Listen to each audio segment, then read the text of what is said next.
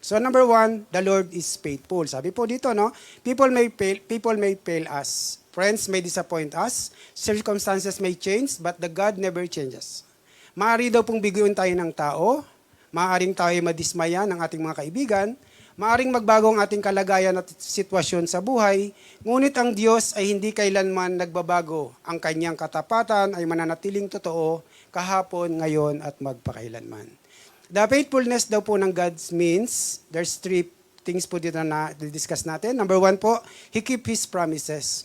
God, pag ang Diyos po nangako, alam naman po natin, God is faithful to His promises. He fulfill what He promised. Amen? Like po doon sa life ni Abraham, He promised before that Abraham will be the father of all nations. Di po ba? Na ititignan po natin, napaka-imposible dahil may edad na si Abraham, even his wife, napaka-impossible na magkaroon pa ng anak dahil matanda na sila. But because of his faith to the Lord, nag-grant po yung, naging totoo po, pinatunayan ng Panginoon ng kanyang salita ay tapat at totoo at hindi nagbabago. So, although matanda na si Sarah, nagkaanak pa rin. But kung iisipin po natin na normal na tao, it's impossible to happen. Na sa ganong edad, hindi na pwedeng magkaanak sa ano natin. Sa atin nga, 45, 50, tumungtungan ng 40, medyo challenges na. But at the age nila, umabot pa sila ng almost 100. But nanganak pa rin, 80, something like this. So, dito po natin nakikita sa life ni Abraham na ang Diyos ay tapat sa kanyang pangako. Pag nangako ang Diyos, hindi po nagbabago. Amen? Kung familiar din po tayo sa Bible, narinig din po, nabasa din po natin na inano siya ni Lord na go out to your comfort zone. Go to the place that I will tell you.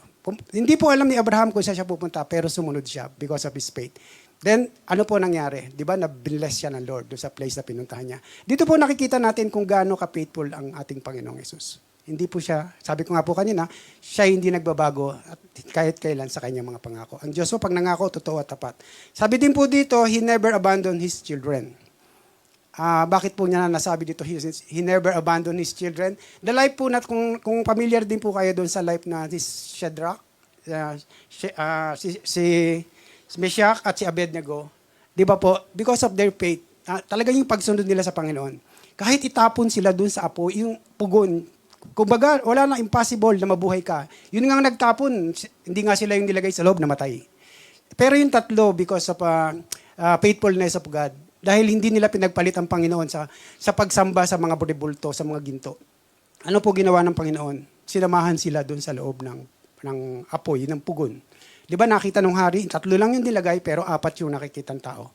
So dito po nakikita natin na hindi talaga tayo iiwan ng Panginoon sa battles natin. Kung nandoon yung faithful natin faith natin sa Lord, at yung faithfulness naman ng Panginoon, ipoprove niya na He is a faithful God. Tutuparin niya ang kanyang mga salita at pangako kung tayo naman po ay magkakaroon ng pananampalataya sa Kanya. Dito po nakikita natin na hindi pinabayaan ng Diyos ang kanyang mga anak. Sabi nga po. Then yung number 3 po, He remained true even we are in a struggle. Ito po yung sinasabi na ang Panginoon po, kahit nakakaranas tayo ng trial, testing sa buhay, as long as na matututo lang tayong mag-surrender, bumalik sa Panginoon, sinasabi po dito na ang ating Diyos, ready po tayong i-accept niya ng ating Panginoong Yesus. Matuto lang po tayong mag-repent. Matuto lang tayo mag-surrender sa Kanya. At ang Panginoon po tatanggapin tayo. Kahit po anong struggle ang pinagdadaanan natin, nandiyan po ang Panginoon lagi nakabantay sa atin yan. Inaantay niya tayo lumapit. Inaantay niya tayong dumulog sa Kanya at magbalik loob para tatanggapin po tayo ng Panginoon at hindi po siya nagbabago kailanman. Sabi nga po dito, when everything around us is seem unstable, we can stand firmly because our God is faithful. Kapag daw po lahat ng nasa paligid na tila hindi na matatag at pabago-bago, maaari tayong manatiling matatag at matibay sapagkat ang ating Diyos ay tapat. Ang kanyang katapatan na nagbibigay sa atin ng lakas, kapanatagan at pag-asa sa gitna daw po ng anumang pagsubok. Amen po? Ang Panginoon po, pag hindi tayo lumalayo sa presensya niya, tagal lumalapit tayo sa Panginoon, hindi po tayo pababayaan ng Panginoon. Yung mga pagsubok po natin na yan, kaya po yung alisin sa atin ng Panginoong Yesus. Sabi nga po, ang pagsubok, pinapatatag lang tayo. Pag hindi na natin kaya, mismong si Lord, inaalis tayo dyan. Gumagawa siya ng way para tayo alisin sa bagay na hindi po natin kaya.